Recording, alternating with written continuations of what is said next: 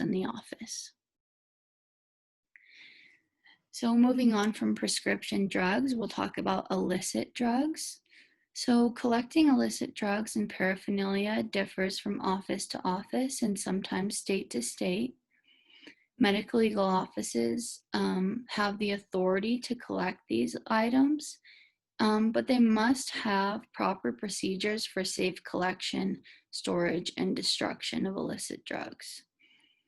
The first step here is going to be, of course, thorough documentation of the illicit drugs on scene, and this will guard against that unethical behavior and criminal abuse that we just discussed.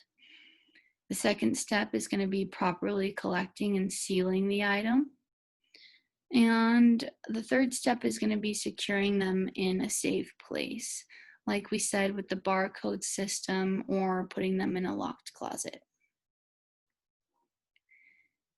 This section here called Having the Right Culture.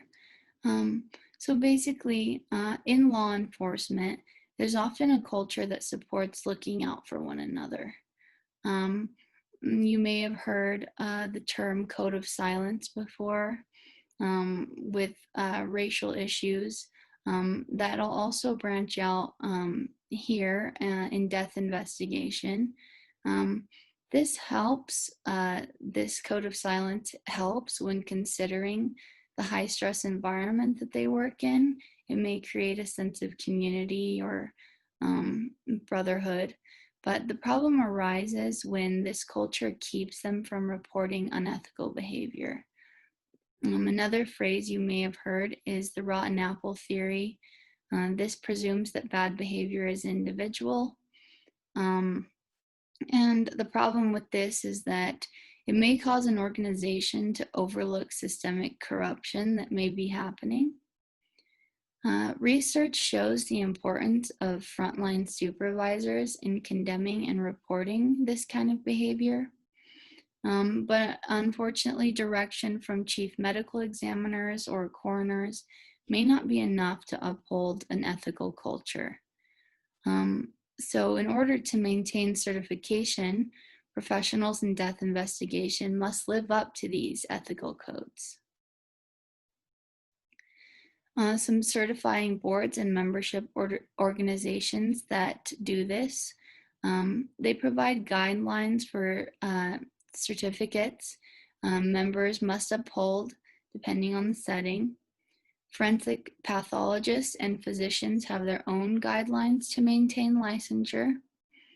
Medical legal death investigators also have their own guidelines, and many states have different certification processes.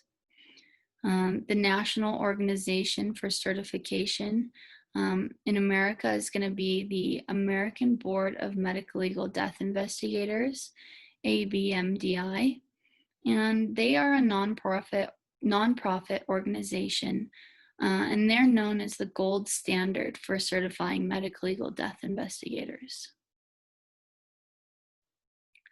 This is going to be the ABMDI's Code of Ethics and Conduct, which you can find online, or this short version of it in the book. So every member of the ABMDI shall refrain from exercising professional or personal conduct adverse to the best interests and purposes of the ABMDI. Every member of the ABMDI shall refrain from providing any material misrepresentation of education, training, experience, or fact. Misrepresentation of one or more criteria shall constitute a violation of this section in the code. Every member of the ABMDI shall refrain from making statements that appear to represent the position of the ABMDI without specific authority first obtained in writing from the board.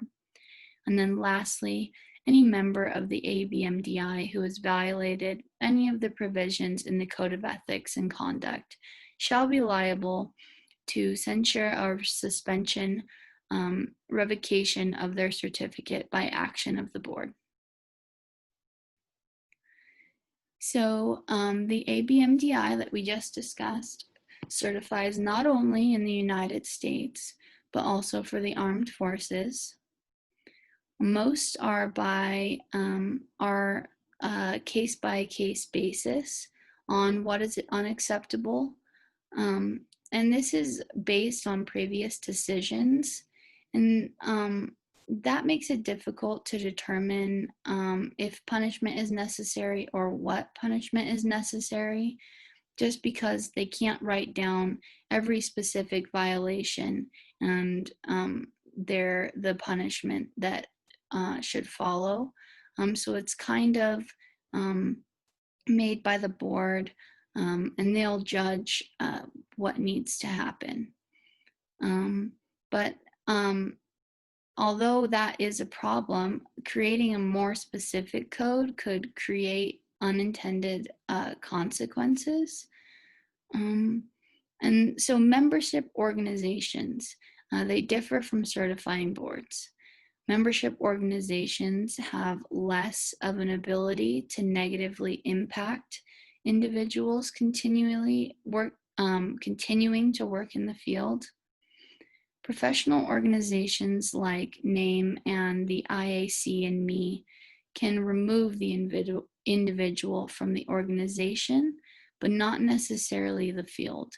So this is when you'll find that when someone violates code of ethics, they'll be kicked out of NAME and IAC and me, and this may hinder how hireable they seem, but they're not going to be barred from being hired again.